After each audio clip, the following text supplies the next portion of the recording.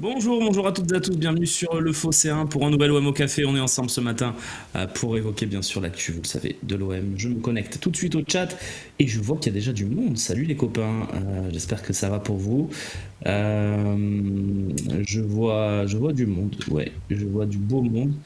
Euh, je vois que vous êtes en forme. Voilà, salut à tous. Bah oui, on est là.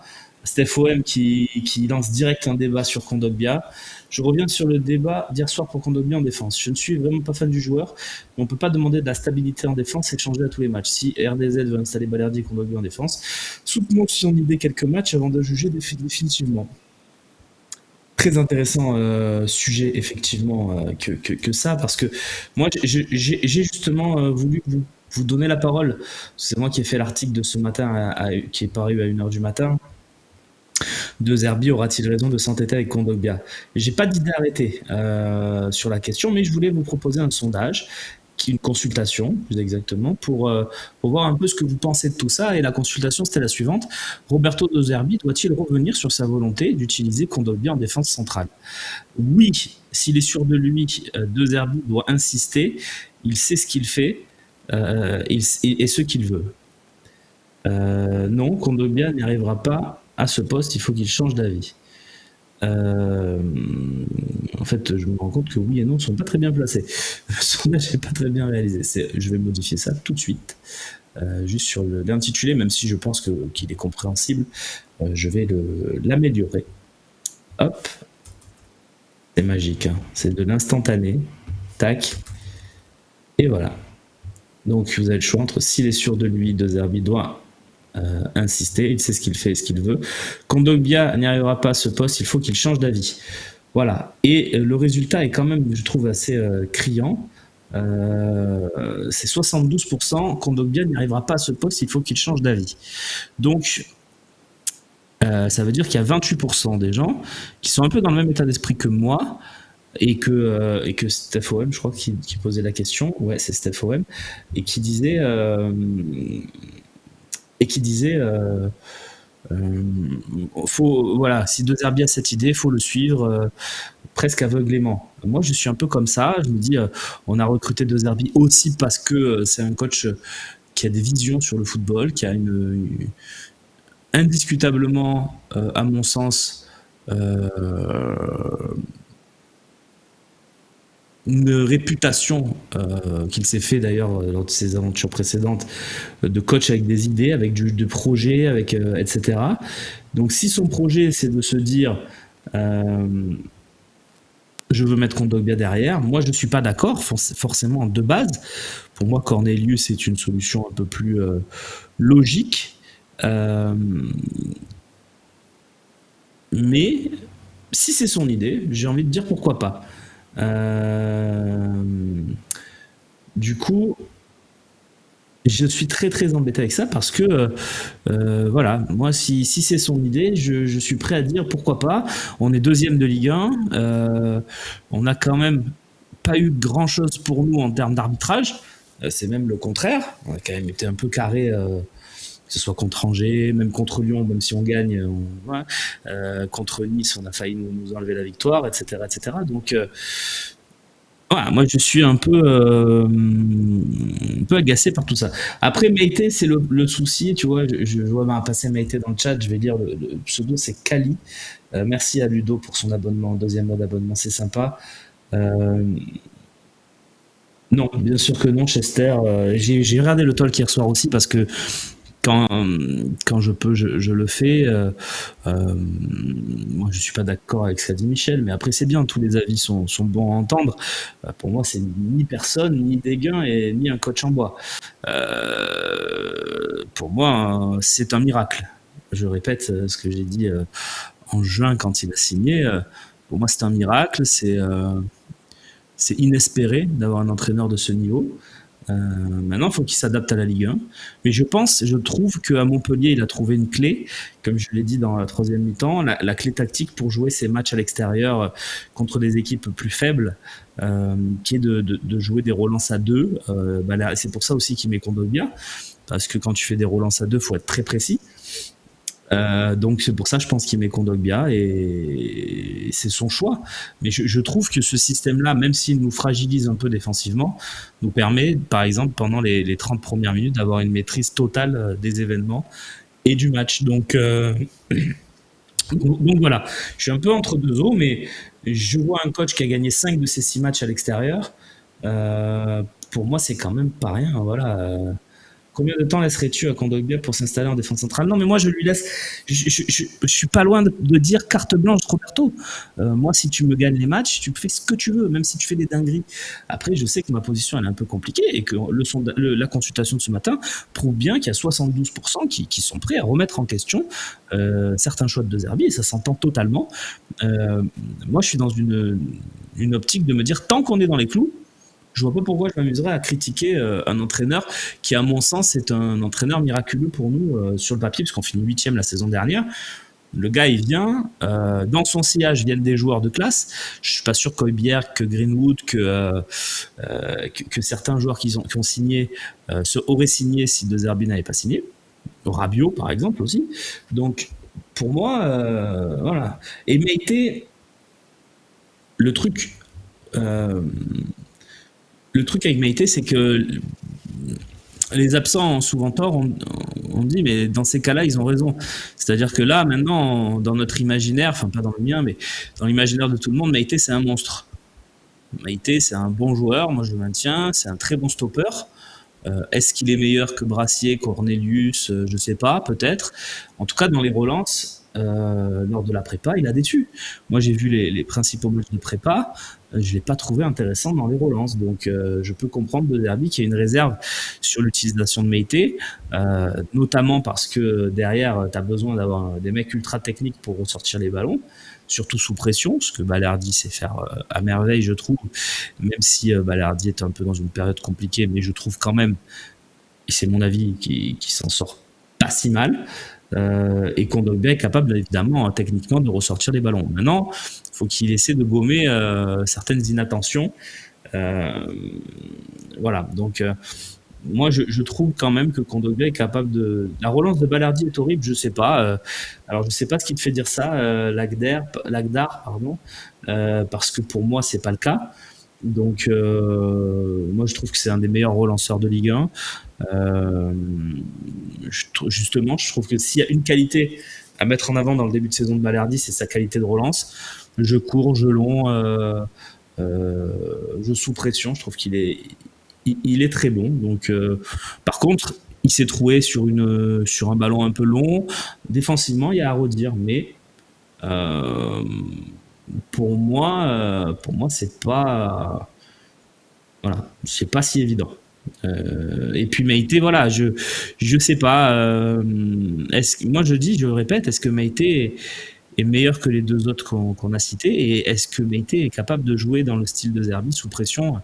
Je suis pas persuadé. Donc malheureusement, quand on installe un entraîneur, enfin malheureusement, c'est la vie. Hein.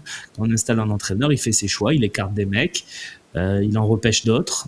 C'est comme ça. C'est comme ça et voilà. Je regarde les matchs, il est en panique, tout comme Kondogbia. Mais en fait, ils sont en panique. Ils sont ultra pressés. Si tu regardes le match de Nantes, il y a un très gros pressing. Et je trouve qu'au contraire, sous pression, pour moi, Balerdi dégage une certaine sérénité.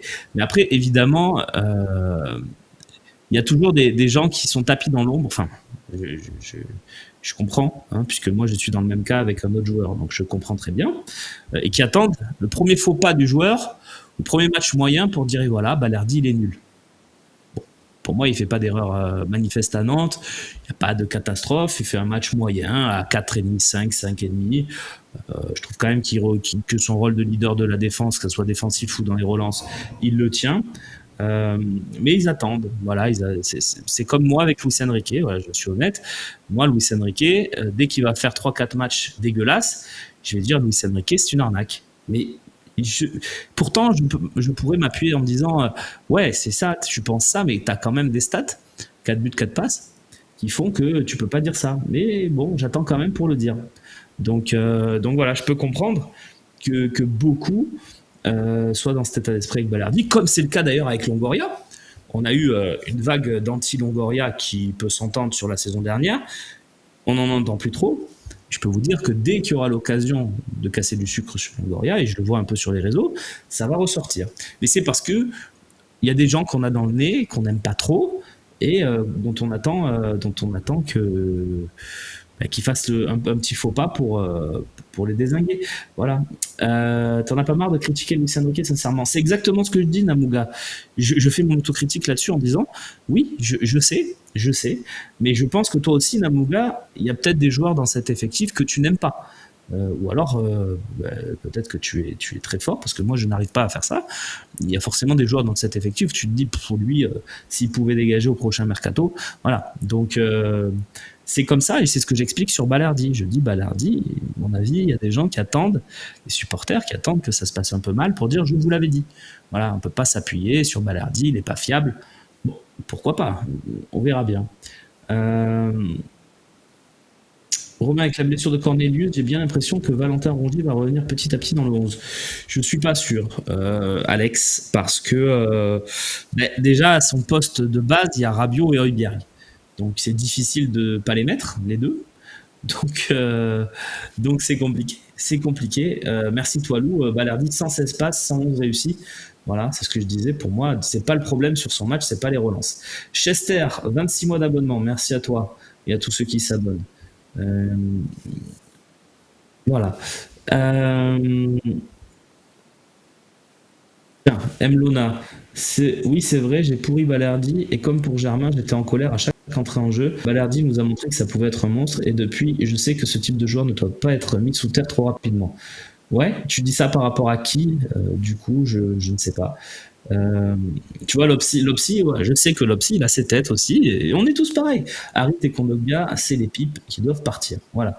Donc, évidemment, et je suis sûr, Lopsy, que comme moi, quand Luis Enrique fait un match référence comme celui qu'il a fait contre Nice, au fond de toi, il y a un petit truc qui te dit, et mince, il a réussi un match, ça veut dire qu'il va se relancer, tout ça. Alors qu'en vrai, je suis content, puisque moi, je suis pour l'Olympique de Marseille, peu importe qui brille.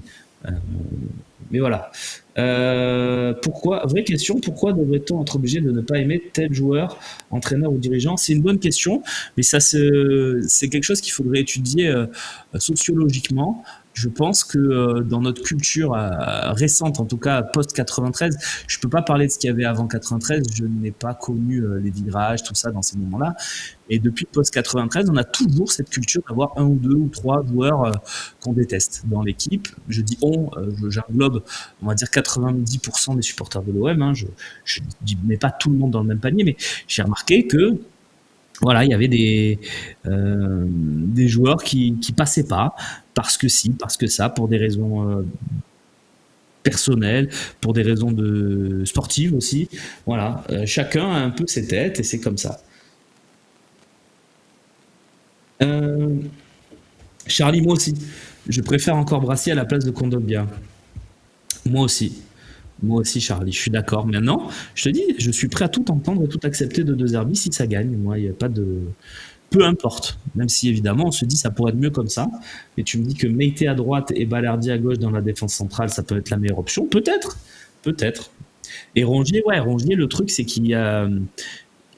Pour moi, il n'y a pas de place pour lui. C'est-à-dire que Rabiot et Højbjerg prennent tellement de place, tu peux pas vraiment les dégager pour faire jouer Rongier. T'as pas de match pour faire souffler. C'est-à-dire que tu joues pas tous les 3 jours. Donc là, tu les laisses. Et puis, le troisième poste au milieu, j'ai l'impression quand même que Koné, Harit sont en concurrence, mais pas Rongier. Ce qui est plutôt normal, parce que c'est un poste plus offensif. Voilà, donc il est dans une situation compliquée. À droite, contre Nice, il a pris le bouillon contre Boga. Voilà. Bonjour Romain, tiens, merci Francky. J'ai vécu au Canada 7 ans et vu Koné jouer. Il faut lui donner du rythme. Il lui faut du rythme, des automatismes, mais c'est un joueur incroyable. Je veux bien te croire. J'ai jamais dit qu'il était pas bon, moi, Koné. Je dis que pour l'instant, je ne sais pas.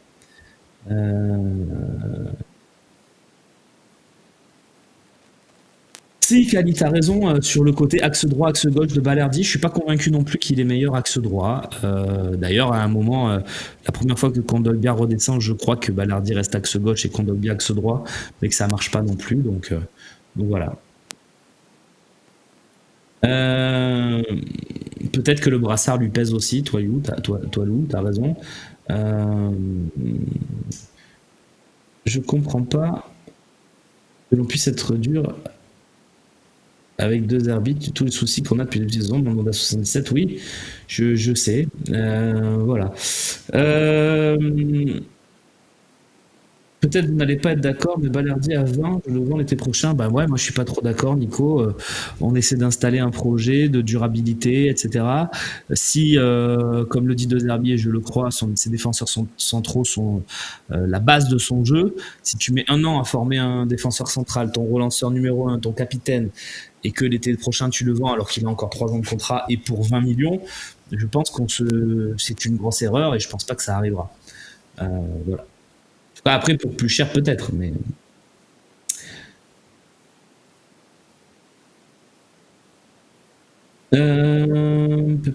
Allez, je rattrape un peu mon retard du chat. Vous êtes en grande forme, vous posez beaucoup de questions, vous êtes passionnants ce matin, les amis. Euh, oui, je pense aussi qu'il pourrait cadrer parfaitement avec le jeu de De Zerbi, Rongier, Jeff, mais le problème, c'est qu'il va falloir avoir Après, peut-être qu'un je le souhaite pas et je suis prêt à toucher tout le bois du monde. Mais si Højbjerg, par exemple, venait à, je sais pas, avoir une contracture musculaire qui éloigne 3 ou 4 matchs des terrains, peut-être que c'est le moment où Rongier pourrait se révéler, retrouver un peu du rythme et enchaîner les matchs. Le problème, c'est que tant que, enfin, le problème, moi je préfère Højbjerg. Donc, tant qu'Højbjerg et Rabiot sont disponibles, Rongier, il n'aura pas l'espace pour s'exprimer. C'est un problème. Mais c'est comme ça. Euh, N'a-t-il pas trop de gauchers dans l'effectif? Je pense pas. Je pense pas que ça soit un problème. D'autant qu'offensivement, les mecs sont pas gauchers. Par exemple, tu prends Jonathan Rowe, Enrique, Harit, Wai, Mopé, Greenwood, il est un peu des deux. Je sais pas d'ailleurs. On sait pas. Il est tellement fort des deux pieds. Voilà. Moi, je trouve que même les attaquants sont pas vraiment gauchers. Koné est pas gaucher. Højbjerg non plus. Oui, t'as Rabiot, t'as Merlin, t'as Garcia, t'as Brassier, Cornelius. C'est vrai que ça en fait quelques-uns. Mais je pense pas que ça soit un problème dans un effectif. Je trouve qu'il n'y en a pas tant que ça en vrai. Ben, le truc, si tu fais Rongier, Højbjerg, Rabiot, c'est quand même très défensif, Théo. Tu as besoin d'un peu En plus, Højbjerg et Rongier, ça va pas être des mecs qui vont percer des lignes. Tu vas vraiment compter sur Rabiot pour créer, animer le jeu. C'est pas sa finition où il est le plus brillant, je trouve. Donc non, moi j'ai quand même besoin d'un truc un peu plus créatif à côté de Rabiot et Bierg. Évidemment, Harit n'est pas la solution idéale, je le sais, je le dis depuis 2 ans. Vous pensez tous que je suis fan d'Harit, ça n'est pas le cas. Je trouve qu'il n'y a pas mieux dans ce qu'on a actuellement en réservoir. Donc c'est pour ça que moi je vous dis, je préfère Harit. Mais évidemment, si on peut trouver mieux, quand Carboni a signé, je me suis dit, ouais, super, un 10, on va pouvoir voir autre chose qu'Harit. Carboni, sur ses 3-4 premières prestats, c'était assez moyen et il s'est blessé les croisés. Donc malheureusement, voilà. Euh, je crois que ce qui nous fait mal et ce qui a fait qu'on critique plus De Zerbi, ses choix, tout ça, c'est Paris. Euh, c'est qu'il s'est probablement trompé dans l'approche, dans ses choix, notamment celui de, c'est pas pour taper dessus vraiment, mais de pas mettre Euro, je vais pas dire de mettre Enrique, mais plutôt de pas mettre Euro dans ce match-là. Je pense qu'il s'est trompé. Maintenant, je me demande si avec Euro, on n'aurait pas eu le même résultat ou le même match, quoi. Donc, manque-t-il plus un vrai 10 ou une défense sûre? Je trouve qu'on a un vrai 10, on a Harit, même si c'est pas brillant, c'est un 10 moyen, mais je pense que c'est un joueur, je le disais l'année dernière, qui sur le banc, en sortie de banc, peut faire beaucoup de bien. Tu vois, tu aurais un numéro 10 qui fait 70 minutes et Harit qui arrive pour dynamiser les 25 dernières, je serais très heureux. Mais on l'a pas, le 10. Donc oui, je pense qu'il faudrait peut-être recruter un joueur dans ce secteur de jeu, un gars qui peut jouer un peu ailier, un peu 10, pour apporter un plus, ce que Carboni en fait ne peut plus faire. Donc je pense qu'il faut recruter pour renforcer cette attaque en remplaçant numériquement Carboni, en fait, tout simplement. Euh,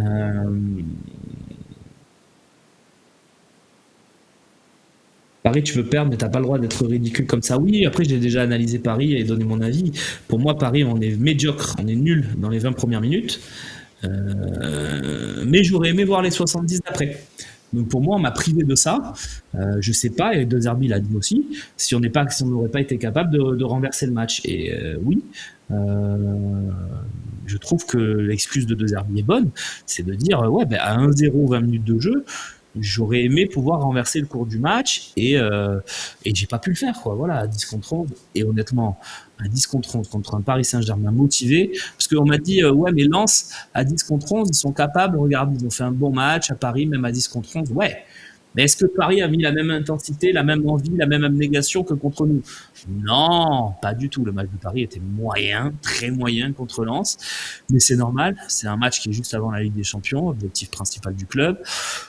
C'est normal qu'ils aient fait une prestation aussi moyenne. Et finalement, moi, ça me dit pas qu'on aurait fait mieux. Je pense qu'à 10 contre 11, quand ils sont motivés, tu peux pas les jouer. Voilà. Après, évidemment, il a manqué un peu de cojones, tu vois, dans l'impact, dans l'envie. Mais tu prends un rouge sur une action où tu mets même pas d'impact, quoi. Donc, je sais pas. Voilà. Il manque surtout un 9 à mon goût, me dit Nono. C'est vrai qu'il y a un débat. Après, les gars, ils marquent quand même quelques buts. Donc, je suis d'accord pour dire que c'est pas notre point fort, le numéro 9. Mais est-ce qu'il en manque un? Je sais pas. Boubogol, 13 mois d'abonnement, merci à toi. J'ai parlé de Sébastien Nanassi, c'est GA. Il a l'air intéressant. Oui, c'est un bon joueur. Après, ils l'ont quand même recruté pour plus de 10 millions. Donc, s'il le vendait, ça serait presque 20. Moi, je ne trouve pas qu'il les vaille, qu'il les vale. Donc, mais bon joueur.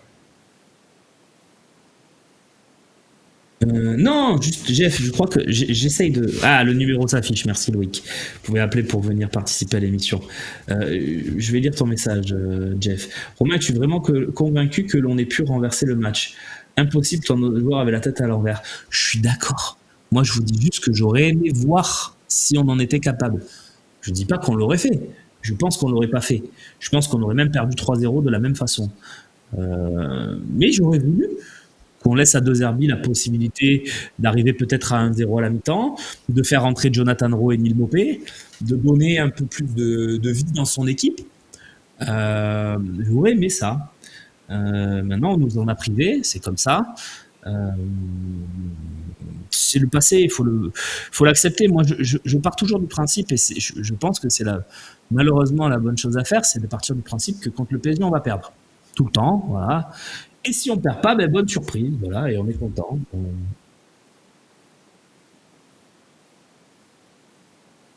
Ouais, après Drogba, je peux comprendre quand même parce que j'ai trouvé le talk assez véhément avec un coach qui finalement débute à l'OM et est deuxième avec 6 matchs à l'extérieur sur 10, avec 4 cartons rouges dont au moins 3 sont injustifiés.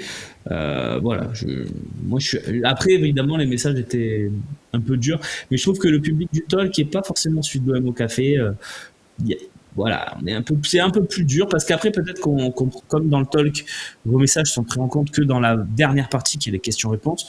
Peut-être que du coup il y a une frustration dans les 3 premières parties de vous dire pourquoi il dit ça, on peut pas intervenir, etc. Alors que dans les questions-réponses c'est beaucoup plus ouvert, on prend vos messages, etc. Je ne sais pas vraiment, mais effectivement. Maintenant, tout ce qui s'est dit n'est pas forcément faux hier, comme le dit Nono. Oui, il y avait beaucoup de vérité. Je trouve juste bah, voilà, je suis pas forcément d'accord. Mais après, c'est pas très grave. Hein, ça, du foot, c'est des débats. Et si c'est pour servir de l'eau tiède, autant ne pas débattre. Donc, je suis content moi qu'il y ait des débats comme ça. Regardez, ça nous en fait encore parler ce matin. Euh, On a Mathéo qui nous rejoint. Tiens, salut Mathéo. Allô. Salut Romain. Allô. Oui Mathéo, bonjour. Oui, salut. Ravi de te voir encore aujourd'hui. Merci, c'est gentil. Alors, Essaye de parler un poil plus fort peut-être ou de te mettre dans un point stable. Ouais, tu m'entends là, c'est bon? Ouais, vas-y.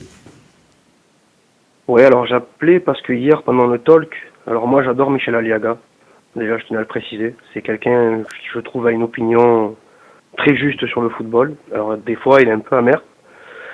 Il a une très très grande exigence de l'OM. Il vient d'une époque où l'OM était très très fort. Donc il a sa façon de voir l'OM et l'amour de l'OM n'appartient pas qu'à nous, il appartient à tout le monde. Et hier, il s'est fait un peu bouger dans le talk par les viewers, etc. Et je trouvais que c'était dommage. Son opinion, à mon sens, elle a quand même du sens parce que c'est quelqu'un qui a vu l'OM au sommet. Et il se contente pas de la médiocrité ou du peu ou de ce qu'on a en ce moment parce que lui, il a connu mieux. Donc je tenais à lui faire un petit big up et je l'embrasse et je l'adore. Voilà. Et j'aimerais qu'il revienne au talk malgré qu'hier il se fait un peu bouger. Non, il s'est fait bouger. Mais comme quand on dit des trucs un peu forts dans la troisième mi-temps, c'est le cas aussi si tu suis nos émissions de la troisième mi-temps. Mais j'ai vu aussi beaucoup de gens qui disaient qu'il avait raison dans ce même chat. Et voilà, moi, bien sûr, j'ai une affection énorme pour Michel parce que je le connais très, très, très bien. Donc, évidemment, mais c'est ce que je disais. Moi, j'aime bien... même quand je suis pas d'accord, j'aime bien parler de foot avec Michel parce que déjà, il sait de quoi il parle. C'était un très bon joueur qui n'a pas été pro, mais qui avait un très bon niveau. Et il a 35 ans d'expérience de l'Olympique de Marseille. Évidemment, que ce qu'il dit, il faut écouter.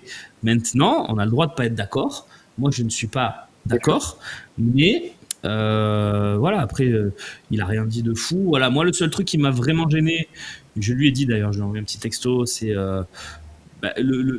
le côté de Zerbi, c'est des gains, nanani. Non, Zerbi, pour moi, c'est un miracle. Voilà. Donc, évidemment, peut-être que ça va pas marcher, peut-être qu'il va pas s'adapter à la Ligue 1, peut-être qu'il va faire des choix qui vont le faire plonger.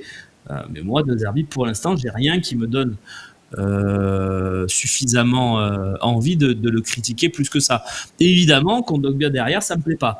Mais est-ce que pour autant je vais remettre en cause le crédit que je lui accorde à De Zerbi? Non. Mais après, chacun voit midi à sa porte. Qu'est-ce que tu en penses? Bien sûr.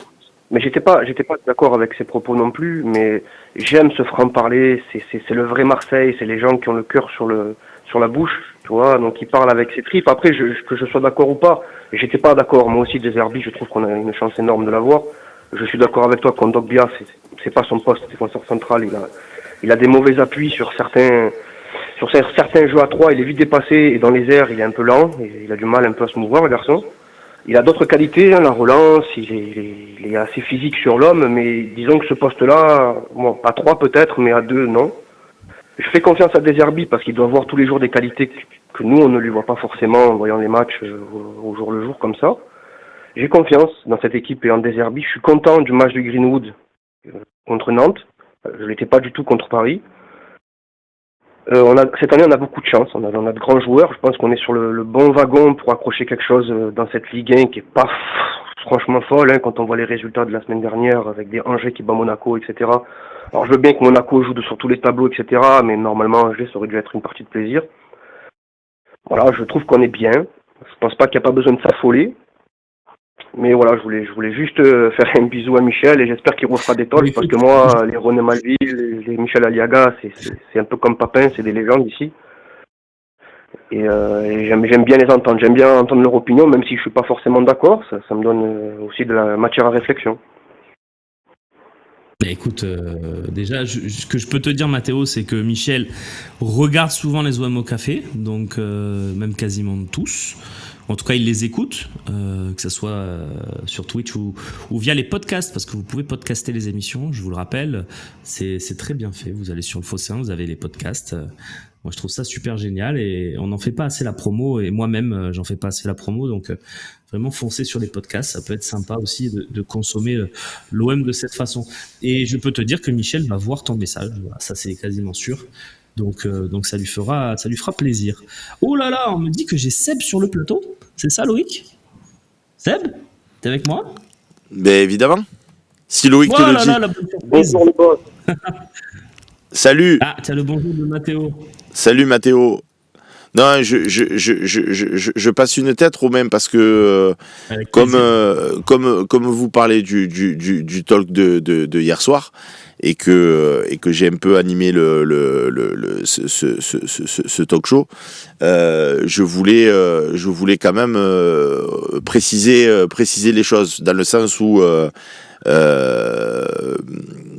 comment dire, je te l'ai demandé souvent pendant toutes les années où tu as animé le talk. On est là pour donner la parole et pas forcément pour donner son avis. Voilà, mais là du coup l'OM au café c'est autre chose et si vous voulez, et c'est ce que tu disais tout à l'heure parce que j'étais en voiture, je t'écoutais en descendant au bureau. Tu disais moi j'ai pas connu la génération 93 et c'est ce que Michel a précisé hier. Alors je sais que les copains sur Twitch vont dire lâchez l'affaire, etc. On n'est plus dans le passé, etc.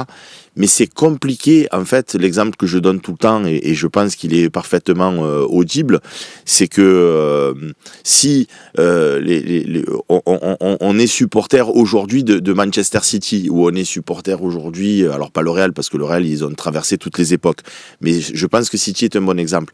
Tiens, Guardiola comme entraîneur, tu as Haaland comme attaquant de pointe, tu as Kevin De Bruyne meneur de jeu. Bref, on va pas faire toute l'équipe, ils ont que des monstres quasiment à tous les postes. Si dans 10 ans, tu es supporter de City et tu es 4e, tu es 3e, tu es 2e, tu es 5e, tu es 8e et qu'on te dit c'est pas mal, tu as vu cette année on est 3e. Ben, la génération qu'a connu Haaland et la génération qu'a connu Guardiola, etc., ils auront beaucoup de mal à dire ouais, c'est vrai, cette année on est 3e, on est content parce que tu étais sur le toit du monde avec City. Ils sont actuellement. Excuse-moi, parce que je me permets ça, mais l'exemple en fait que tu donnes, c'est Manchester United. C'est ça. Et c'est exactement ça. Manchester United, quand ils étaient au firmament, les mecs, ils frappaient City chaque saison, ils marchaient sur l'Angleterre, et puis ça fait des années, c'est pas... On peut pas dire c'est plus dégueu, parce que c'est quand même Manchester United. C'est ce que tu dis, ils sont 3, 4, 5, 6. C'est ça. Donc, oui, mais je vois, il y a Charlie Goyard qui nous dit... Le passé fait partie de l'histoire et de notre club. On l'aime aussi pour ça. On l'aime pour les grands moments qu'on a pu vivre. Autant les grands que les petits, les moments comme contre Annecy, par exemple. On aimera toujours ce club. Après, je suis pas de la génération 93. Moi, je suis né en 88, j'étais trop petit. Mais je peux comprendre que quand on a connu l'OM à ce point-là, on peut être déçu de temps en temps de voir des matchs. Paris m'a fait mal. Et je comprends que Paris ait fait mal à Michel Aliaga et à tous les Marseillais. Ce qui s'est passé, c'est pas... Ça arrive parce que l'équipe est en construction, parce que l'équipe ne pensait pas avoir à jouer un match aussi important, je pense. Les joueurs, pour eux, qui sont un peu mercenarisés, avaient pas en tête encore l'importance pour les supporters de ce match. Et encore que ça a bien changé, les matchs contre Paris, c'est plus vraiment aussi important qu'avant. Hein. Mais je comprends la douleur. Donc je comprends que quelques jours après, dans un talk, il a encore cette amertume, tu vois, de dire, putain, quand même, on s'est fait marcher dessus, on aurait pu montrer autre chose, même si les joueurs ils se connaissent pas encore bien, même si le jeu il est pas encore adapté, même si on avait Kondogbia en défense centrale, et Dieu sait que ça faisait peur. On aurait pu faire autre chose. Je comprends sa déception. Après, tout ce qui a été dit hier de Michel Aliaga, j'étais pas forcément d'accord avec tout, mais c'est quelqu'un qui fait partie de l'héritage de notre histoire. À Marseille, comme René, paix à son âme. C'est des gens qu'on aime entendre parce que quand ils sont interviewés, c'est pas comme tous les gens qui trouvent dans les interviews qui sont, je sais pas quel Marseillais ils trouvent à chaque fois, ils ont toujours des opinions, on dirait des cas fantastiques, quoi, c'est toujours bizarre. Là, au moins, c'est tranché, alors on est d'accord, on n'est pas d'accord, on comprend pas l'amertume, mais quand on est Marseillais, on aime ça. Moi, j'aime ça, j'aime entendre ça parce que ça fait encore vivre ce qui fait notre âme. Mais le message est passé en tout cas, Mathéo, merci. Vas-y, Seb, si tu veux intervenir. Non, mais déjà merci à Mathéo d'être intervenu. Tu reviens quand tu veux. Donc il y a ce premier paramètre, Romain, si tu veux, où effectivement et c'est un énorme décalage entre les gens comme toi qui ont toujours la trentaine et les gens comme moi qui ont la cinquantaine. On n'a pas connu la même version de l'OM. Nous, on a connu l'OM, c'était City de l'époque. Je veux dire, on a connu la génération Papin, Waddell, Moser. Et même avant ça, quand tu avais Karl-Heinz Foster et tout, on a eu Alain Giresse, enfin, tu vois, tu avais des équipes, dès que Tapil est arrivé, tu as eu des équipes où chaque année, donc c'est dur, mais les copains sur Twitch, ils nous disent, ouais, ça fait 30 ans, ça fait pas 10 ans, mais même quand j'aurai 90 ans, pardon les amis, je dirais, j'ai vu l'OM marcher sur l'Europe, on a gagné la Champions, on a gagné le Grand Milan de Berlusconi, donc c'est pas parce que j'aurai 90 ans que d'un coup j'ai Alzheimer et que j'ai oublié que l'OM marchait sur le toit de l'Europe. Ça, c'était la première précision par rapport à l'intervention de Michel Aliaga. C'est que nous, on a connu vraiment un OM très puissant, très fort. C'est même pas très puissant, très fort. C'était les numéros 1. Faut vous mettre en tête, les amis, ceux qui ont 30 ans, 20 ans, 25 ans. Nous, on a connu l'OM. C'était le City ou c'était le Real ou c'était, vous prenez l'équipe qui vous plaît le plus actuellement en Europe, c'était le numéro 1 d'Europe. Alors évidemment, tu n'es jamais tout seul numéro 1. Là, cette année, quand je parle de City, tu as aussi le Real, tu as aussi le Barça, tu as plein de clubs. Mais ça faisait parmi les meilleures équipes. Ça, c'est la première chose. Et la deuxième chose, et moi, j'aime ça chez Michel Aliaga, c'est que moi, ce qui rend fou au niveau des supporters de l'OM, et je vous regarde tous dans les yeux, hein, avec Romain Ring, avec Michel, on est devant la caméra, on n'est pas derrière des pseudos à parler, alors qu'on ne sait même pas comment vous vous appelez dans la vraie vie, sauf pour certains. Ce qui me rend fou, moi, c'est quand il est arrivé, et je peux vous sortir toutes les fiches, j'ai tous les sondages, j'ai tous les résultats, il est arrivé, Jacques-Henri Hérault, il avait une hype de fou, le mec, c'est-à-dire tu pouvais rien dire, il a dit en conférence de presse devant tout le monde, oh calmez-vous un peu, faites-vous une tisane, etc. Il n'y a pas eu quelqu'un qui a relevé, ah ouais, lui tu as vu, il porte ses couilles, et nani et nana. Quand la cote de popularité elle est passée, c'était le pire président, donc c'est passé du bon Dieu, quand il est arrivé avec Franck Marcourt, au pire président de l'histoire de l'Olympique de Marseille. Quand il est venu Strootman, je peux vous ressortir les consultations qu'on avait faites. Oui. Il y avait 95% des gens qui étaient hypés. Putain, on a pris Strootman, c'est un truc de fou. Quand on voit par la suite que le mec, il est nul, tout le monde dit « Ah, Strootman, c'était un cave qui l'a fait venir et tout. » Mais par contre, au moment de la signature, tout le monde était hypé. Alors, il y a toujours les 5% qui vont dire « Moi, je l'avais vu jouer, je savais qu'il était blessé, je savais qu'il était pas bon. » Oui, 5% déjà. Les 95 autres %, ils étaient hypés de fou. Mais après, ça critique. Moi, ce que j'aime bien avec Michel Aliaga, ce que j'aime bien avec mon propre positionnement ou avec le tien, c'est que on ne prend pas en considération si le mec il a le vent dans le dos, si le mec il est hypé, si le mec il est populaire ou si le mec il est en disgrâce. Moi, quand j'ai envie de dire que De Zerbi à Strasbourg, il perd le match tout seul en mettant Holbjerg derrière. Je l'ai dit avant le match, je l'ai dit après le match, et je le dis encore aujourd'hui. Et la preuve en est, c'est que tout Roberto De Zerbi qu'il est, il ne l'a plus fait de mettre Holbjerg derrière, parce que c'était juste une dinguerie. Aujourd'hui, quand il y a un Cornelius dans l'équipe, qui pour moi a donné satisfaction au poste de défenseur central, que tu le mets sur le banc, alors que on sait tous qu'on a besoin d'automatisme, on sait tous que dans le foot, on a besoin de régularité. Au lieu d'installer une charnière centrale, Cornelius Balerdi en leur disant « Écoutez, Brassier, il est décevant. Kondogbia, c'est pas son poste. On va tester sur la durée, 3, 4, 5 matchs, Cornelius Balerdi. » Et puis si ça ne donne pas satisfaction, ça donne pas satisfaction. Qui change à nouveau parce que c'est pas correct, ok. Mais là, il fait reculer un Kondogbia derrière. Et à la fin du match, Romain, quand on l'interviewe en conférence de presse, au lieu de nous dire, ben ouais, Kondogbia c'est décevant, ah non, il apporte du caractère. Et donc Michel pointe du doigt ça. Je veux dire, je connais pas un supporter de l'Olympique de Marseille avec qui j'ai discuté au stade ou sur les salons de Maille Phocéen ou sur le forum du Phocéen qui m'ont pas dit, on comprend pas pourquoi Jonathan Roux il a pas joué contre Paris. Ben c'est juste ce qu'il dit Michel. Michel, il pointe pour moi des évidences de dire pourquoi Jonathan Roux il a pas joué contre Paris, parce qu'on voulait voir Hakimi en difficulté et pas Hakimi dans un boulevard. C'est tout. Pourquoi on voit Kondogbia? Mais la différence, c'est le degré d'acceptation, Seb. C'est-à-dire, est-ce que ce type d'erreur-là, vous avez raison, hein, vous allez les pointer du doigt et presque matraquer. Tu vois, tu me reparles d'Højbjerg à Strasbourg et c'est une position qui se tient. Ou plutôt se dire, en fait, De Zerbi, c'est lui qui nous fait gagner à Nantes. Parce que certes, si tu mets dans la balance, il s'est trompé sur Kondogbia. Pour le reste, l'ensemble du match, pour moi, il le gère très bien. C'est un match à l'extérieur. Non, je suis désolé, Romain, je peux pas laisser dire ça. Moi, Romain, j'ai pas parlé pendant l'émission de hier parce que je donne la parole, mais là, on débat tous les deux et je suis venu parce que c'est toi aussi que j'aime bien débattre avec toi. Si tu refais le match de Nantes, repasse-toi le replay. On n'a pas pris autant de vagues qu'au moment où Jonathan Roux il sort. Tu n'as plus de percussion. Sauf que si Jonathan Roux, quand il le sort, tu vois le mec qui applaudit, tu sais, il applaudit les supporters, il sort, il tape dans la main de Zerbi, parce que c'est prévu, parce que le mec est à court, parce que quelque part c'est lui qui a fait un signe, change-moi, parce qu'il a plus de jus.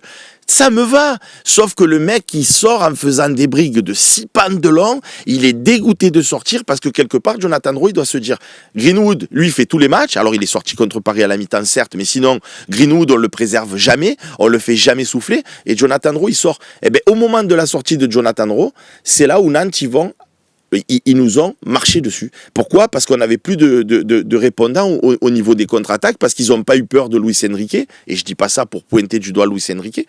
Donc, la sortie de Jonathan Rowe sur le match de Nantes, je la comprends pas. Et je le dis, je ne comprends pas pourquoi Jonathan Rowe, il est sorti, pardon, voilà, pour moi, c'est une erreur, parce que c'était vraiment un de nos atouts maîtres sur ce match, et un de nos offensifs qui crée du danger, même s'il n'a pas tout réussi. Voilà. Mais oui, tu as raison. Je ne dis pas que ce que vous dites, vos arguments techniques, et moi je suis plutôt d'accord avec toi, je n'aurais pas sorti Jonathan Rowe. Malgré tout, le match il est gagné. Tu vois. Non, on peut pas. Ça, c'est la culture de l'instant. Ça veut dire que si le joueur nantais, pardonne, tu sais que moi je suis pas toi, je suis pas Romain Canuti. Sur le ballon perdu par Kondogbia. Le ballon perdu par Kondogbia. Comment il s'appelle ? Kadewere, c'est ça ? Putain, j'ai ressorti un nom pour une fois dans ma vie. Kadewere, quand il se retrouve en face à face avec Rouli qui met au-dessus, s'il marque 2-2 dans ce match-là qu'on a maîtrisé de part en part, la première mi-temps, elle est très grandement maîtrisée. Moi, j'étais largement satisfait. Mais la deuxième mi-temps, si on prend un but sur les occasions nantaises, tu n'as pas la même lecture, Romain. Tu dirais, on n'a pas gagné Angers, on s'est fait marcher dessus par Paris, Nantes, on avait le pain et le couteau. Donc, ça tient à un loupé de Kadewere de se dire, De Zerbi l'a gagné, donc on ne dit rien. Moi, je ne dis pas rien.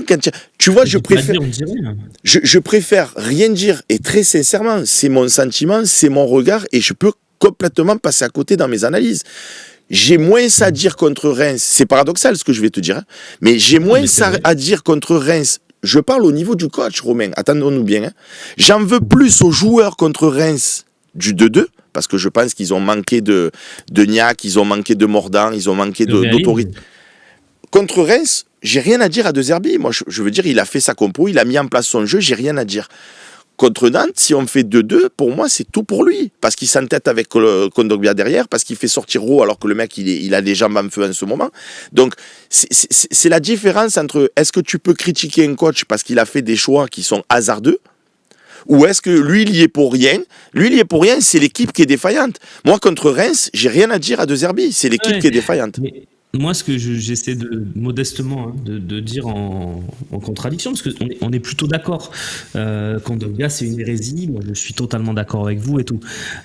Moi, ce que j'essaie de dire, c'est que dans la balance, pour moi, sur le match à Nantes, si tu le gagnes, c'est parce qu'il y a un fond de jeu, on l'a vu en première mi-temps et tu l'as salué, qui, pour moi, te permet à l'extérieur de gagner des matchs. Ce qu'on a fait à Montpellier, ce qu'on refait à Nantes, ce qu'on a fait à Brest en début de saison, je trouve qu'avec Roberto De Zerbi, on est fort à l'extérieur. Je dis juste ça. Et donc, pour moi, le match à Nantes, oui, il y a ce choix Kondogbia que je ne comprends pas, mais qu'on ne comprend pas, personne ne comprend, mais c'est son choix. Mais ce choix-là n'impacte pas le résultat, parce qu'au final, tu le gagnes, mais tu le gagnes par le raté de Kadewere, mais tu le gagnes aussi parce que tu es capable de faire sur le premier but ce changement d'aile en 3 passes qui est très très bien réalisé avec le centre au cordeau de Jonathan Rowe. Des choses qui, à mon avis, ont été travaillées, tu vois. Donc, je mets une balance et je me dis, moi, je suis quand même plutôt satisfait du match de Zerbi à Nantes, même s'il y a ce chour. Romain, si tu veux me faire dire que je suis très content, mais vraiment très très très content, et Michel l'a dit hier sur ce plateau également, on est tous très contents d'avoir Roberto De Zerbi à l'OM plutôt que Michel. Mais c'est même pas enfoncer une porte ouverte.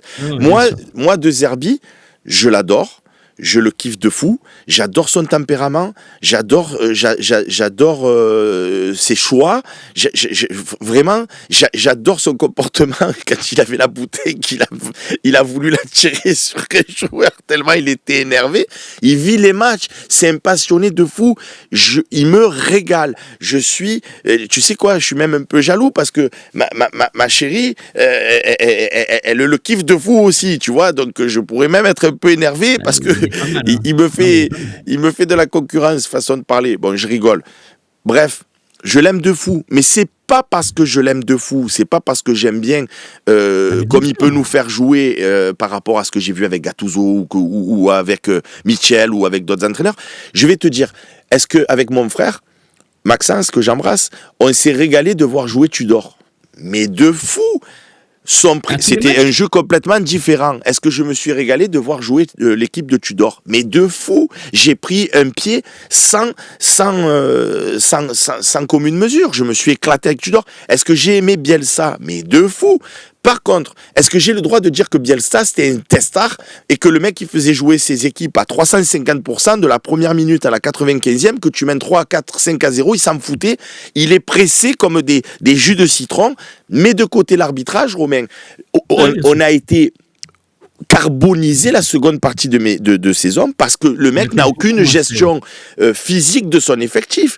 Tu menais 4-0, moi j'ai toujours été dans les tribunes, tu le voyais faire des grands gestes à l'attaque, mais pourquoi faire, frérot? Tu mènes 4-0 pour mener 5, 6, 12, lui c'était le jeu à outrance. Il m'a manqué un peu de pragmatisme, alors on s'est régalé, c'est vrai, j'ai le droit de dire que Bielsa est un peu fou, d'ailleurs c'est son surnom, il est loco, il rince les joueurs alors qu'il a aucune gestion de global de son effectif en termes de physique. Ça, c'est pour Bielsa, que j'ai adoré dans sa manière de nous faire vibrer avec l'Olympique de Marseille.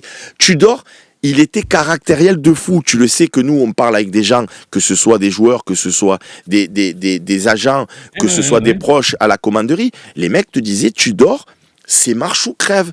Et moi qui n'ai pas été le plus grand fan de Payet, je me suis pris la tête avec toi sur le sujet, je me suis pris la tête avec Max sur le sujet. De là à écarter Dimitri Payet du groupe dans un match où on va à Lille dans les dernières journées, j'ai le droit de dire c'est une dinguerie. Tu peux pas te passer de Dimitri Payet. Tudor, je me permets, mais Tudor, il a fait un choix toute la saison qu'on n'a pas trop compris, et je sais pas si tu t'en rappelles, mais Guendouzi en numéro 10, quasiment, en tout cas en attaquant de soutien. On n'a pas trop compris ce choix, on l'a fait des dizaines de débats. Il a quand même fait toute la saison. Donc, mais on l'a quand même critiqué. Mais au final, tu vois, ce qu'on garde de Tudor, c'est que il y en a qui me disent même Tudor me manque, l'intensité, Bien sûr. Pourtant, il a fait des dingueries. Bien sûr. Donc, mais nous, on est là pour parler de dire des dingueries. Après, si vous voulez qu'on soit là à dire on est deuxième, on peut rien faire contre Paris, parce que j'étais pas d'accord avec toi sur quand tu as dit moi je pars du principe qu'on perd contre Paris. Pardon, mais quand tu vois d'autres équipes qui jouent contre Paris, ils partent pas perdants. Je veux dire, moi en Europe, il y a des équipes qui sont pas non plus, c'est pas le Real, c'est pas le Bayern, et pour autant ils arrivent à tenir. Nous, je pense que tu sais, on commence à faire un sérieux complexe d'infériorité face à Paris, et que le match il a même pas commencé, tu te dis déjà beaucoup. C'est bon, de toute façon ils sont trop forts. Moi je suis pas d'accord. Si cette équipe de l'Olympique de Marseille que nous avons cette année, on avait mis un peu plus d'intensité physique, on était rentré avec un peu plus de cœur, et d'ailleurs c'est ce qu'a fait en Coupe de France Tudor, on leur est complètement rentré dedans, eh bien c'est pas les mêmes matchs. Mais même si tu joues comme ça, Romain, tu vois, en mettant de l'intensité et que tu perds derrière, eh ben tu te dis au moins on a perdu avec les armes à la main. Là c'est un non-match, l'arbitre nous a complètement tués, il faudra pas l'oublier non plus, parce que il y a des matchs où tu rentres mal dans ton match et puis par la suite tu peux revenir, voilà. Et par rapport, et pour finir sur tout ce que tu as pu débriefer, tu dis chacun il a ses têtes. Moi en ce qui me concerne, c'est pas une histoire de tête, Romain, quand je critique des joueurs, c'est toujours le delta entre est-ce que j'attends quelque chose du joueur ou est-ce que j'attends rien du joueur. Amin Harit, je le fais très fort, donc il m'agace au plus profond de moi-même, parce que justement c'est quelqu'un que j'aime bien. Koné, je l'aime bien. Sur le match que je lui ai vu faire à Nantes, il commence un petit peu à mériter. Pourquoi ? Parce que j'ai dit c'était mon gâté, c'était mon chouchou, donc il va pas avoir de l'impunité à mes yeux parce que c'est mon gâté pour une conférence de presse ou pour un but qu'il a marqué en prépa. J'attends de ce joueur. Pour l'instant, ça va, je lui donne crédit parce qu'il vient d'arriver, etc., etc. Mais s'il me fait 5, 6, 7 matchs comme il a fait à Nantes, le premier qui va y tomber dessus à Koné, il s'appellera Sébastien Volpe. C'est le delta. C'est pour ça que, contrairement à toi, sur Luis Enrique, je m'énerve pas, parce que c'est pas un joueur que je fais fort. Rabiot m'énerve, tu vois. Le match qu'il a fait à Nantes, Rabiot, moi, Rabiot, je le mets là, Romain. Je sais pas toi, mais moi, je le mets là, Rabiot. Titulaire en équipe de France. Mauvais, mais tu viens de le dire, il a pas été mauvais. Est-ce qu'il a été décisif ? Est-ce qu'il a été très bon ? Après, il sera Non. jamais décisif. Rabiot, c'est pas un joueur décisif, c'est un métronome du milieu. Mais oui, il peut faire mieux. Mais juste sur Paris, il y a deux choses que je voulais dire, notamment sur l'approche. Pourquoi je dis je pars perdant ? Parce que Paris, tu vois, et ça c'est très, je vois ça dans quasiment aucun autre pays ou quoi, mais Paris, ce match-là, pour eux, c'est le match le plus important de l'année. Et pour les joueurs aussi. Ils savent qu'en Ligue 1, normalement, ils vont être champions.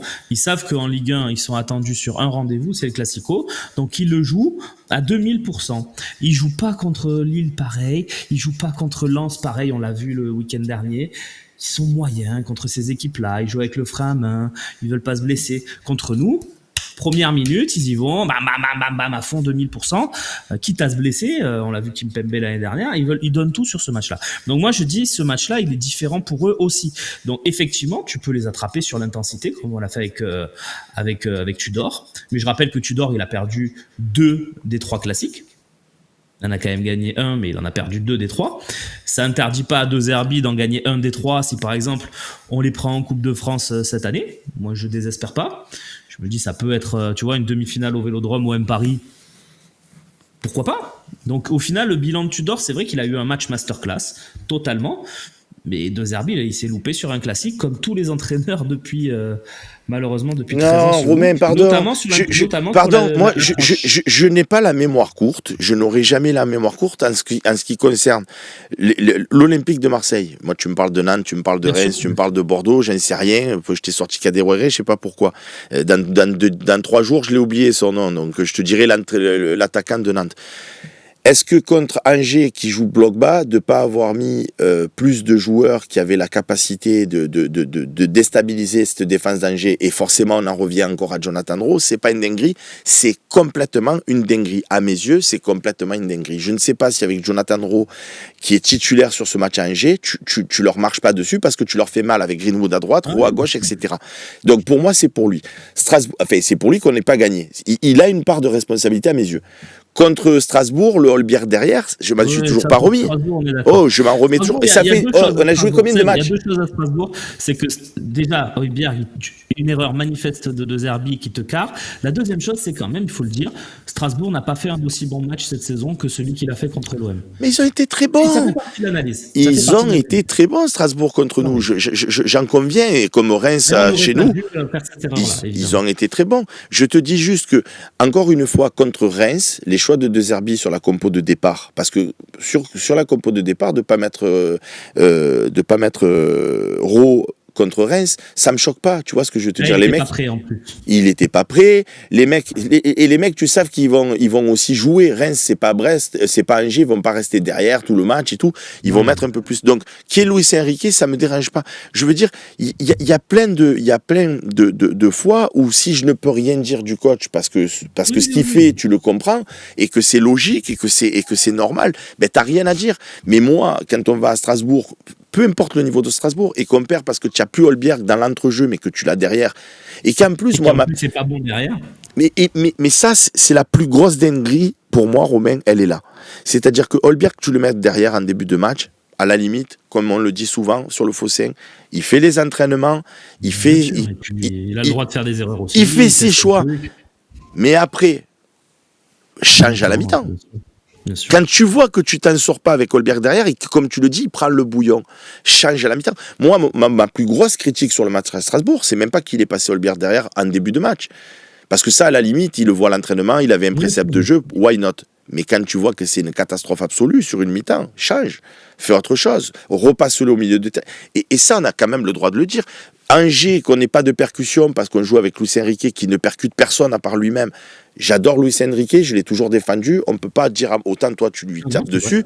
Moi j'ai toujours dit je l'aime beaucoup, je pense qu'il peut apporter, mais je ne suis pas idiot. C'est pas comme Greenwood, c'est pas comme Euro, c'est pas un joueur de percussion.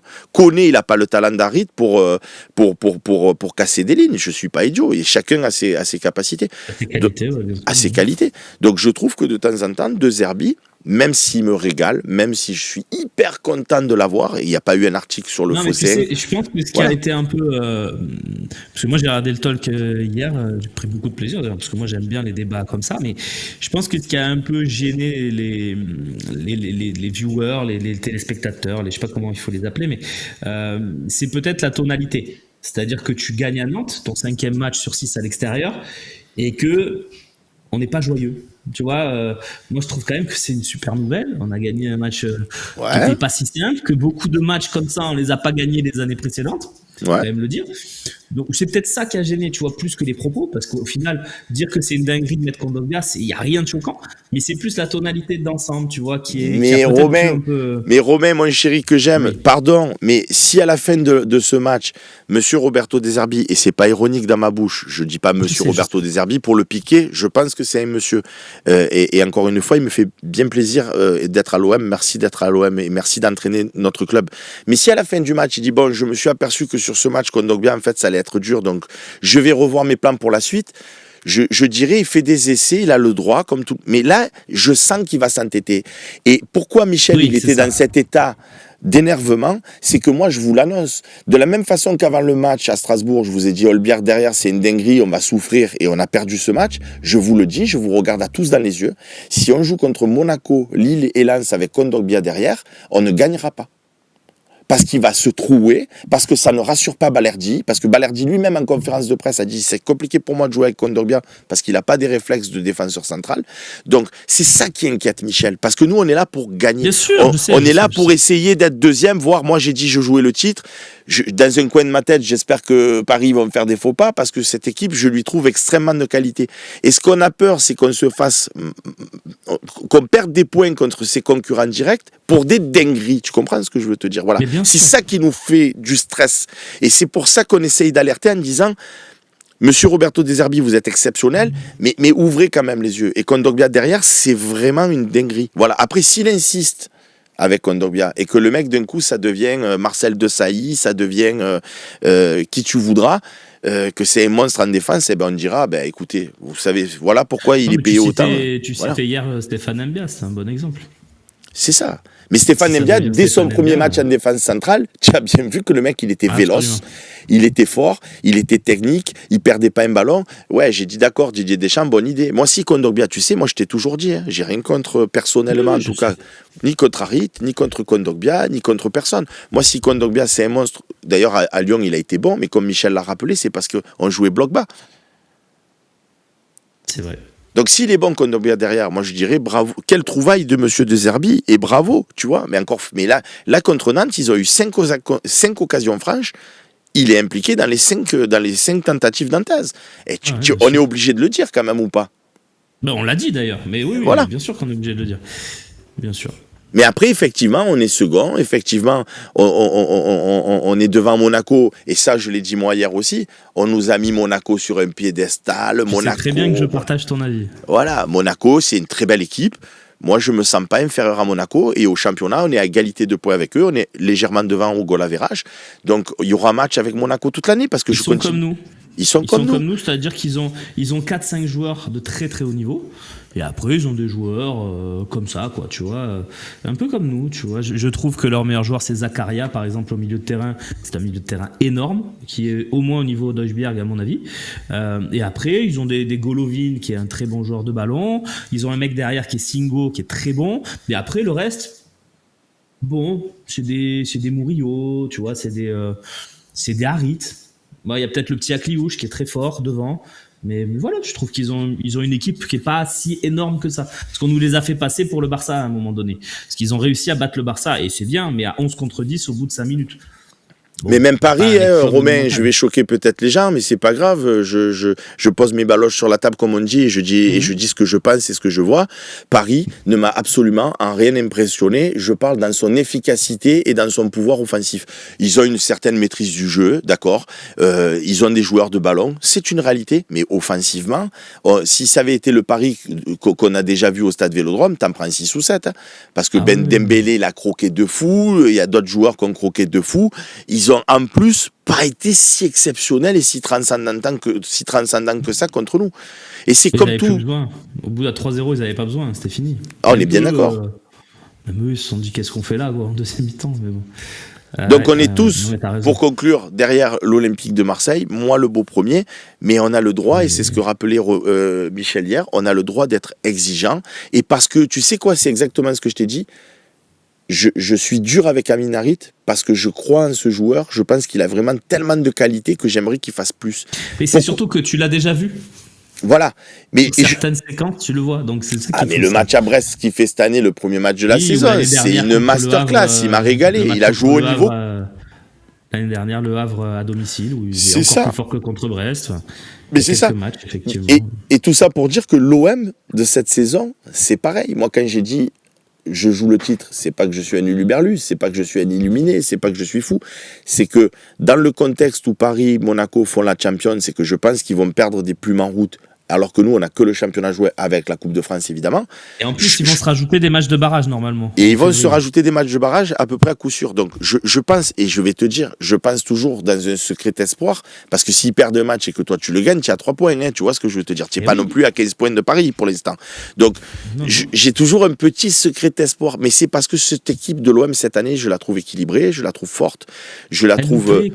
Elle nous plaît. Donc, c'est pour ça qu'on peut être dur par moment, parce que on aimerait voir cette équipe dans les mise dans les meilleures dispositions par le coach, parce que tu as des éléments qui sont là pour en plus jouer au ballon, et pas de s'inventer une vie avec Kondogbia derrière, avec Luis Enrique à la place d'Euro, tu vois, fais des équipes, mais comme a dit Michel, et je sais que tu vas partager l'avis, le prochain match à Auxerre, très sincèrement, s'il nous met la même compo qu'on a vu à Nantes, mais qui met Koné sur le banc et qui met Harit à la place, je n'ai rien à dire, parce que Koné n'a pas été forcément... logique. C'est logique. Tu vas jouer contre des mecs qui vont jouer tous derrière, a priori.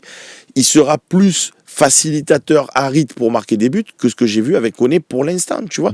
Donc il faut pas être... Moi, je ne suis pas borné, je ne suis pas bête et méchant. Je dis pas Koné, c'est mon chouchou, je veux le voir tout le temps. Tu vois ce que je veux te dire? Il faut savoir, en fonction des équipes... Par contre, si on joue contre Monaco... Je préfère voir Koné. Je pense qu'il apportera plus de pressing et de densité au milieu que Harit. C'est pas bête. Ça dépend des matchs. Tu vois ce que je veux te dire? Voilà. Il faut pas être juste... Donc, monsieur Roberto, s'il vous plaît, soit vous êtes sûr que Kondogbia, ça va être un monstre derrière et on vous fait confiance. On a des gros doutes, mais on est derrière vous. Soit trouvez une autre idée, peut-être. Ouais, mais c'est ça, tu vois, le truc, c'est que tu vois, ton coach préféré, je sais qui c'est, et il a à peu près le même style que toi d'ailleurs, hein, c'est Pep Guardiola, je crois. Est-ce que c'est pas le mec qui a le plus inventé de dingueries quand même sur les 10 dernières années? Mais tu sais qu'heureusement que Manchester City, c'est pas mon équipe. Parce que mon équipe, ça restera l'Olympique de Marseille. Mais si on était Manchester City, qu'on va en finale, qu'on a joué toute l'année avec des préceptes de jeu, et que quand on arrive en finale, il me refait toute la compo, et qu'on perd contre Chelsea parce qu'il s'est inventé un rêve de dire que je sais pas quoi, je deviens fou. Je te dis, je deviens fou. Mais ça, tu as vu qu'il a changé. Il fait plus ça. Oui, il le fait plus. Mais après, il a fait d'autres trucs. Tu vois, par exemple, quand il a commencé à jouer avec 4 centraux sur les 4 postes de derrière, à un moment il a fait ça, voilà, il invente des trucs, il cherche, en fait c'est le problème des mecs comme De Zerbi, comme Guardiola, qui pensent tout le temps au foot, c'est-à-dire il se dit qu'est-ce que je vais pouvoir faire pour améliorer, et De Zerbi là en ce moment il est dans un mood, il se dit moi j'arrive pas trop à faire mon jeu vers mon style de relance, comment je peux faire pour que vraiment le De Zerbi ball prenne à l'OM et que j'arrive à faire mon style à moi. Et il se dit, peut-être que si je mets Kondogbia derrière, parce qu'il a une qualité de pied, qu'on le veuille ou non, Seb, sur les 35 premières minutes à Nantes, quand on avait le ballon dans les pieds de Kondogbia, on était plutôt serein et ça sortait propre. Donc peut-être qu'il se dit, moi, si je veux réussir à imposer mon De Zerbi ball, ça passe par un mec qui sait vraiment, vraiment relancer derrière. Là où je suis un peu moins d'accord avec ça, c'est que pour moi, Cornelius est pas catastrophique dans ce domaine-là. Il est pas aussi bon. Ah, je suis pas d'accord. Catastrophique. Ah, je suis pas d'accord. Balle au pied, moi je trouve. Mais après, Cornelius dans le jeu sous pression, tu es un peu moins sûr. Mais Cornelius sur les exters qui fait claquer quand il te fait des relances et qui te met sur orbite tes attaquants, pardon, mais tu vois qu'il a une sacrée qualité technique. Ce que n'a pas, et dire l'inverse, ça serait être complètement dément, Brassier. Brassier, il est en difficulté. Donc si aujourd'hui tu n'as pas... Imagine que Cornelius est blessé. Tu vas à Nantes avec Kondogbia derrière. Je n'ai, moi, Sébastien Volpe, strictement rien à dire. On en a parlé plein de fois. J'ai rien à dire, Romain. Qu'est-ce que tu veux dire? Ouais, je sais. C'est ou Brassier ou Cornelius ou Kondogbia. C'est normal qu'ils mettent Kondogbia. Par rapport à ce que montre Brassier. Enfin, je comprends son idée à De Zerbi. Par rapport à ce que lui veut. Par rapport à ce que lui veut. Parce qu'on pourrait très bien se dire Meïté aussi, tu vois, mais... C'est ça. Mais Meïté, il croit pas trop dans les rôles. C'est ça. Mais quand tu as un Cornelius qui, franchement, a fait des belles prestations, il a été bon... démérité. Elle n'a pas démérité, ne pas le voir. Et tu as compris, toi, contre Nantes, quand il rentre Cornelius Brassier, pourquoi c'est Cornelius qui part à gauche et Brassier qui est au centre? J'en étais content, parce qu'on avait vu... Tu vois, c'est ça aussi, moi je trouve que De Zerbi s'éloigne de Bielsa. On va peut-être finir là-dessus, mais juste... il a vu Brassier à gauche. Il fait rentrer Brassier à gauche 2 fois dans des matchs. 2 fois, c'est cataclysmique, notamment contre Angers, je crois, au Vélodrome. Et... Donc, ils se disent, Brassier à gauche, ça marche pas. Il essaye Cornelius, tu vois, il essaye. Alors après, est-ce que c'est brillant? Est-ce que c'est pas brillant? Est-ce que c'est bête? Est-ce que c'est intelligent? Je sais pas, on n'a pas assez vu Cornelius à gauche. Mais en tout cas, on sait que Brassier à gauche, ça marche pas. Tu vois ce que je veux dire? Oui, je vois. Mais j'ai été ravi, par contre, d'une chose.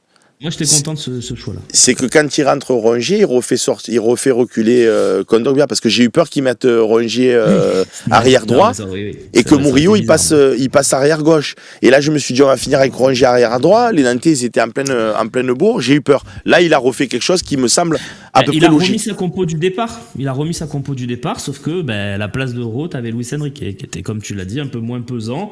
Peut-être que sortir Roth, c'était pas très très judicieux, mais il a surtout rééquilibré en rajoutant un milieu, mettant Rongier à la place de Koné, à peu près, pour faire un 4-3-3. Voilà, c'est ce qu'il a fait à ce moment-là du changement.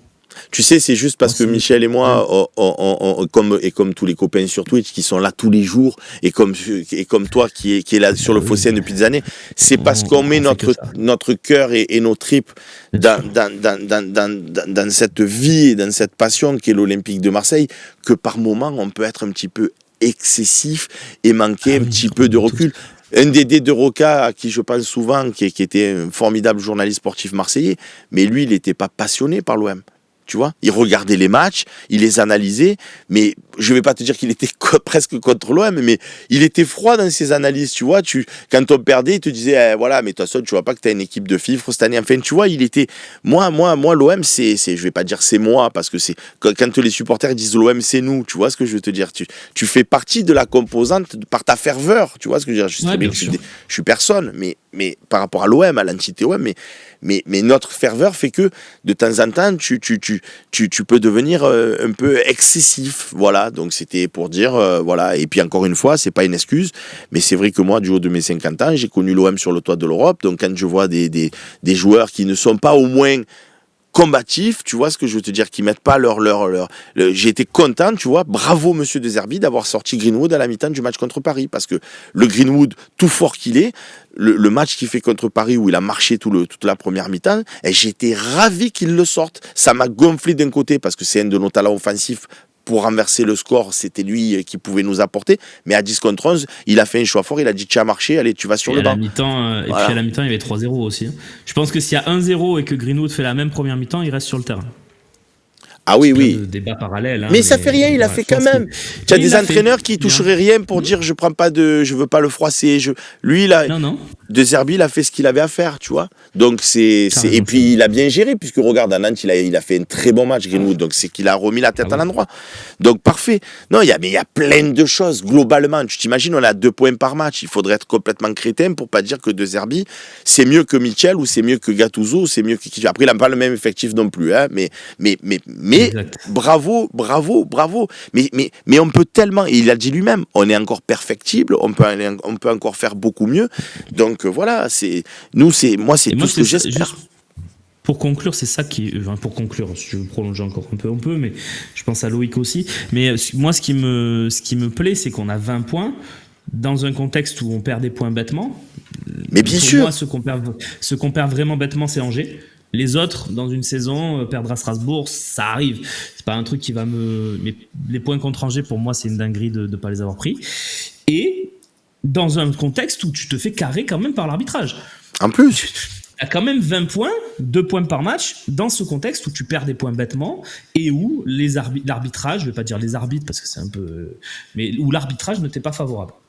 Et tu sais où c'est beau ? Au moins 3 fois sur 4. Dans ce que tu dis, tu sais où c'est beau ? Ça n'existe pas. C'est que De Zerbi, après l'échec cuisant face au Paris Saint-Germain, quand il est en conférence de presse, il dit si on va à Nantes et qu'on gagne, on aura une moyenne de 2 points par match et je serai extrêmement satisfait avec un groupe qui est jeune, sous son autorité, sous le fait que ça soit lui qui les dirige.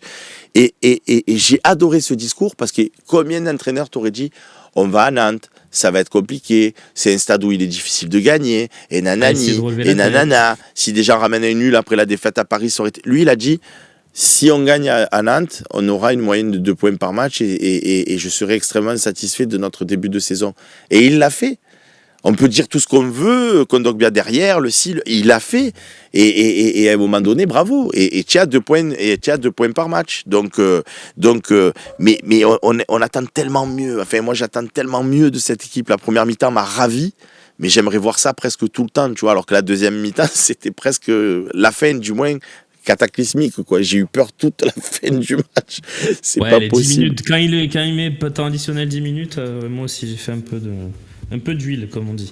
Je m'excuse auprès de tous les copains sur Twitch. C'est vrai qu'ils disent bon, vous avez fait plus un talk que OM au café. Ouais. C'était juste parce que c'est bon, vous voyez bien qu'on le fait pas tous les jours et tout le temps. Mais là, comme il y a eu ce talk hier et que je t'ai vu parler du talk, j'avais juste envie d'intervenir pour expliquer.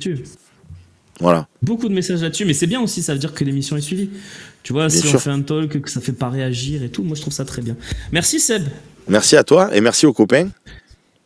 Exactement, et merci à Loïc. Et puis vous retrouverez dès demain un nouvel OM au café, normalement avec que Slim, mais peut-être que Seb, vous le voyez, pourra se greffer, puisqu'il le fait très bien et de façon opportune. Voilà, merci à Seb, merci à Loïc, merci à vous de nous avoir suivis.